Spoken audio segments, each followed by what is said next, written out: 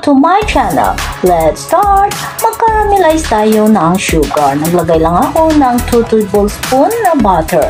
Yan, i-melt lang siya at maglagay ng 2 spoon white sugar. Yan, 2 kutsarang sugar. At saka halu-haluin hanggat mag-melt. Yan, okay na. Nag-melt na siya. Yan, nag-caramelize na. Hayaan natin. Na-off ko na yan ang apoy. Walang apoy yan. At i-arrange lang yung pineapple slice. Yan, depende sa inyo kung ano yung pag-arrange ninyo. Kayo na ang bahala niyan. Yan, palamigin lang natin. I-set aside natin. At dito na naman tayo sa 2 egg. I-beat lang natin yung 2 egg. Naglagay ako 1/4 cup white sugar.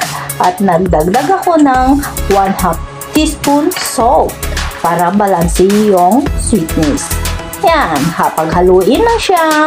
Yan, naglagay ako ng 3 tablespoon ng cooking oil.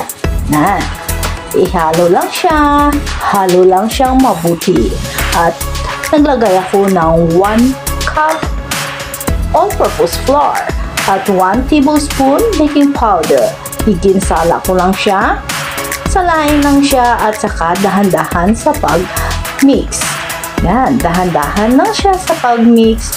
Yan, para hindi siya ma-overmix. Yan, ganyan siya. Idagdag natin yung natira na flour. Yan, at saka ipaghaluin lang siya. Haluin lang siyang mabuti. Yan, yung buo-buo, huwag itapon. Huwag itapon kasi sayang. At saka baking powder yan. Yan, i-mix lang siya. At saka naglagay ako ng fresh milk. Dahan-dahan lang sa paglagay. Kailangan kayo na ang mag-control yan. At saka depende yan sa flour na ginagamit ninyo. Hindi pare-pareho yung flour natin. Kaya control ang yung fresh milk or evaporated milk. Pwede evaporated milk at saka halu-haluin lang. Yan ang consistency at ilagay na natin sa pan. Yan, yung pinalamig natin na caramelized na may pineapple slice. Yan, lagyan lang natin. Wala pang apoy yan. Yan, ito na. Buksan na natin yung apoy. Kailangan dahan-dahan sa yung apoy niyan. Yan, at saka takpan. Yan, hayaan natin. Kita ninyo guys, nagmo-moist na siya. Umaalsa. Kaya, huwag yung laging binubuksan. Yan, ganyan siya. Pag nakita na ninyo na tuyo na yung itaas niya, saka na ninyo balik ka rin.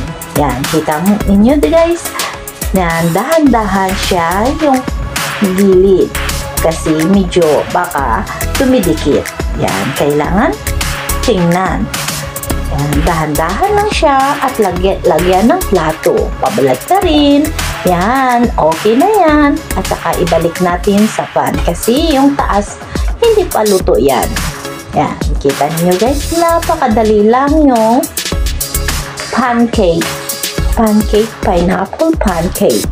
Yan, ganyan siya. Takpan ulit. Yan. Yan, dahan-dahan talaga yung apoy para hindi siya masunog. Yan, ganyan. Yan, napakaganda. Yan, kalug-kalugin lang. Kung hindi na dumidikit, yan, okay na siya.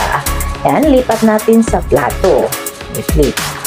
Yan, palamigin natin. Yan, ganyan siya. At saka i-slice natin. Kita ninyo guys, napakadali. Napakaganda. Yan. Yan. Yan ang simpleng merienda ng pamilya. Yan, pancake, pineapple pancake. Yan, ganyan siya guys. Yan. Yan, i-try ninyo yan guys. Napakasarap at simpleng, yan, tipid sa budget. Ganyan siya.